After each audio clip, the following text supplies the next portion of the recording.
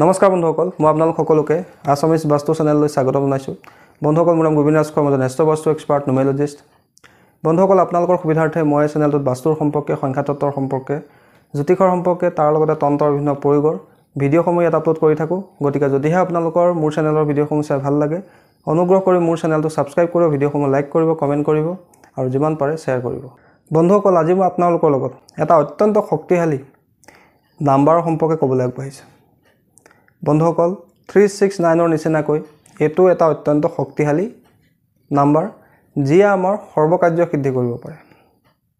বন্ধুসকল, সেই নাম্বাৰটো হৈছে 786, 7, 8 আৰু 6। এই নাম্বাৰটোক ধৰ্মৰ লগত ৰিলেট কৰি চোৱা হয় আৰু মুছলিম ধৰ্ম অনুসৰি 786ক হলি নাম্বাৰ বুলি কয় বা বিছমিল্লাহৰ ৰূপ বুলি কয়। তেওঁলোকে বিভিন্ন শুভ কাম কৰাৰ আগত এই 786 নাম্বাৰটো লিখে।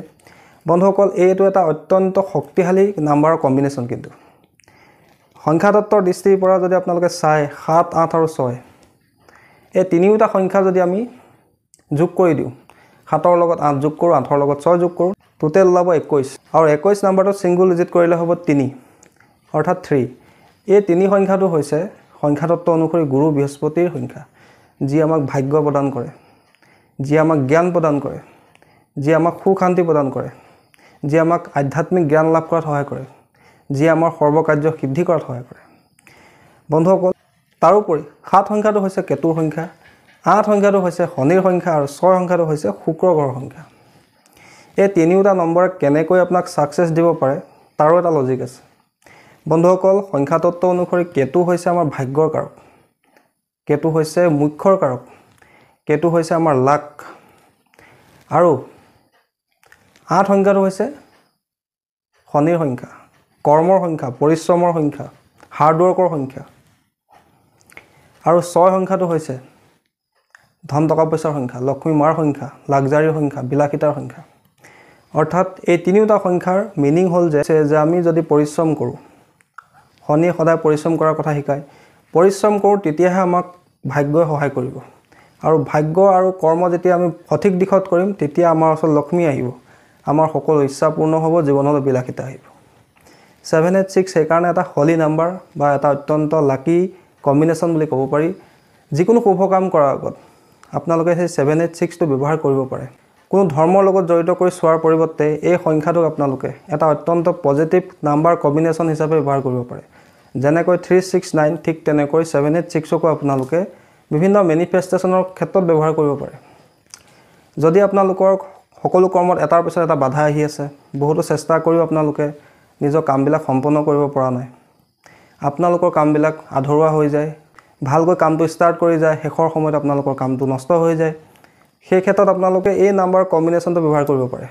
কি কৰিব লাগে বন্ধুসকল, বৃহস্পতিবাৰৰ দিনা আপোনালোকে অলপ হালধি লৈ ল'ব, হালধিৰ লগত অকণমান পাৰিলে মিঠাতেল দি দিব, আৰু সেই হালধি আৰু মিঠাতেলৰ সহায়ত আপোনালোকে এখন বগা কাগজত 7, 8 আৰু 6 লিখিব নিজৰ তৰ্জনী আঙুলিৰ সহায়ত।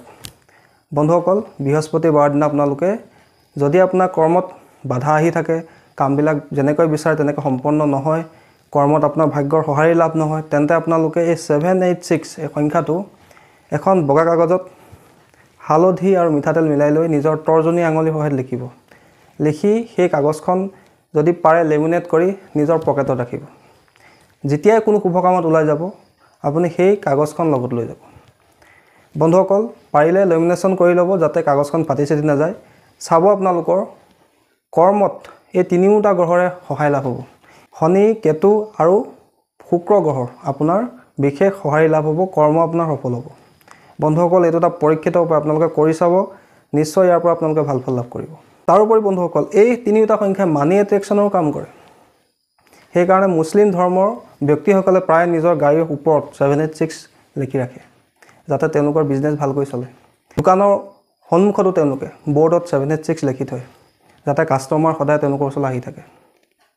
বন্ধুসকল, এই 786 সংখ্যাটো আমি বিভিন্ন ধৰণে ব্যৱহাৰ কৰিব পাৰোঁ। এটা ব্যৱহাৰ আপোনালোকক ক'লোঁ। দ্বিতীয়তে আপোনালোকে এই সংখ্যাটো মনে মনে জপো কৰিব পাৰে। 786 মনে মনে জপো কৰিব পাৰে। আৰু জব কৰিলে কি হ'ব, আপোনাৰ সেই নাম্বাৰৰ এনাৰ্জি লাভ হ'ব আৰু আপোনাৰ কৰ্ম সিদ্ধি হ'ব, মনৰ ইচ্ছাও পূৰ্ণ হ'ব। যিকোনো মনৰ ইচ্ছা পূৰ্ণ কৰিবৰ কাৰণে আপোনালোকে এই সংখ্যাটো 786 মনে মনে জপ কৰিব বা আপোনালোকে গ্ৰীণ পেনৰ সহায়ত প্ৰত্যেক দিনে নিজৰ এই শুক্ৰ পৰ্বতত অৰ্থাৎ বুঢ়া আঙুলিৰ তলৰ অংশত 786 লিখিব পাৰে যিকোনো মনৰ ইচ্ছা পূৰ্ণ কৰিবৰ কাৰণে আপোনাৰ জীৱনলৈ গুড লাক আনিবৰ কাৰণে আপোনাৰ জীৱনলৈ সুবিধাৰ বাট মুকলি কৰিবৰ কাৰণে ভাগ্যৰ সাপোৰ্ট লাভ কৰিবৰ কাৰণে এই 786 নম্বৰটো আপোনালোকে প্ৰত্যেক দিনে গ্ৰীণ পেনৰ সহায়ত নিজৰ এই শুক্ৰ পৰ্বতত লিখিব পাৰে বুঢ়া আঙুলিৰ তলৰ অংশত আপোনালোকে প্ৰত্যেক দিনে 786 লিখিব লাগে যদি আপোনালোকৰ ওচৰত এনেকুৱা নোট আছে য'ত 786 লেখা আছে বহুতো 500 টকীয়া নোটত আপোনালোকে নিশ্চয় 786 লাষ্টত দেখিবলৈ পাইছে এই পইচাটো আপোনালোকে যদি কৰবাত পাই ৰাখি থব এই পইচাটো যেটো নাম্বাৰ আছে এই নাম্বাৰটোৱে আপোনাৰ মানি এট্ৰেকচনৰ কাম কৰিব কেতিয়াও এই পইচাটো খৰচ নকৰিব নিজৰ পাৰ্চত ভৰাই ৰাখিব বা কেছ বক্সত ৰাখিব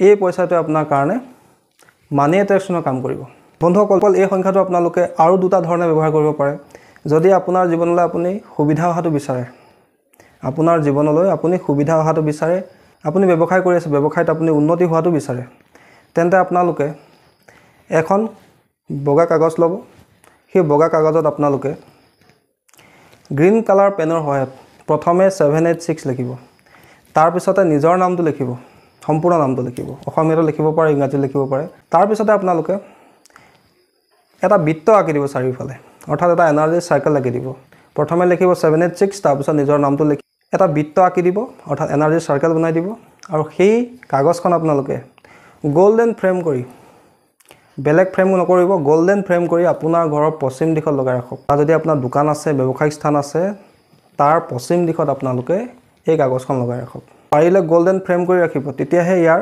সম্পূৰ্ণ ৰিজাল্ট আপুনি লাভ কৰিব এনে কৰিলে আপোনালোকৰ ব্যৱসায়ত উন্নতি হ'বলৈ ল'ব জীৱনলৈ সুবিধাৰ বাট মুকলি হ'ব যদি আপোনালোকে বিচাৰে যে আপোনাৰ দিনটো শুভ হওক দিনটো আপোনাৰ ভাল ভাল খবৰ আহক ভাল ভাল অপৰচুনিটি আহক যদি ব্যৱসায় কৰে ভাল ভাল কাস্টমাৰ আহক তেন্তে আপোনালোকে এখন কাগজত আপোনালোকে প্ৰত্যেক দিনে যেতিয়া আপোনালোকে দোকান খুলিব বা নিজৰ ব্যৱসায় স্থানলৈ যাব প্ৰথমতে গৈ আপোনালোকে এখন বহিত গ্ৰীণ পেনৰ সহায়ত 786 এই সংখ্যাটো 6 বাৰ লিখিব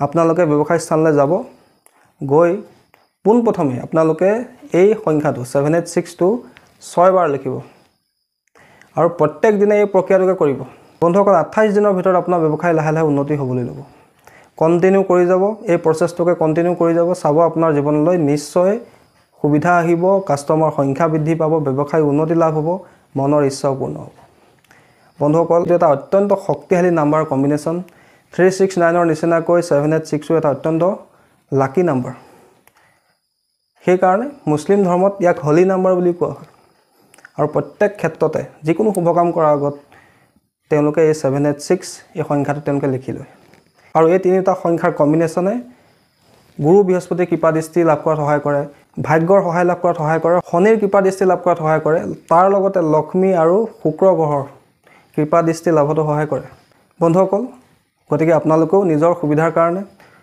ব্যৱসায়িক উন্নতিৰ কাৰণে আৰ্থিক উন্নতিৰ কাৰণে নিজৰ ইচ্ছা পূৰণৰ কাৰণে গুড লাকৰ কাৰণে আপোনালোকে এই 786 সংখ্যাটো এইদৰে ব্যৱহাৰ কৰিব পাৰে বন্ধুসকল আশা কৰিছোঁ আপোনালোকৰ আজি এই 786 সংখ্যাটোৰ ব্যৱহাৰ সম্পৰ্কে এই সংখ্যাটোৰ বিশেষত্বৰ সম্পৰ্কে এই সংখ্যাটোৰ শক্তিৰ সম্পৰ্কে আপোনালোকৰ জানি ভাল লাগিলে যদি ভাল লাগিলে অনুগ্ৰহ কৰি ভিডিঅ'টো লাইক কৰি দিব কমেণ্ট কৰিব আৰু মোৰ চেনেলটো ছাবস্ক্ৰাইব কৰিব ধন্যবাদ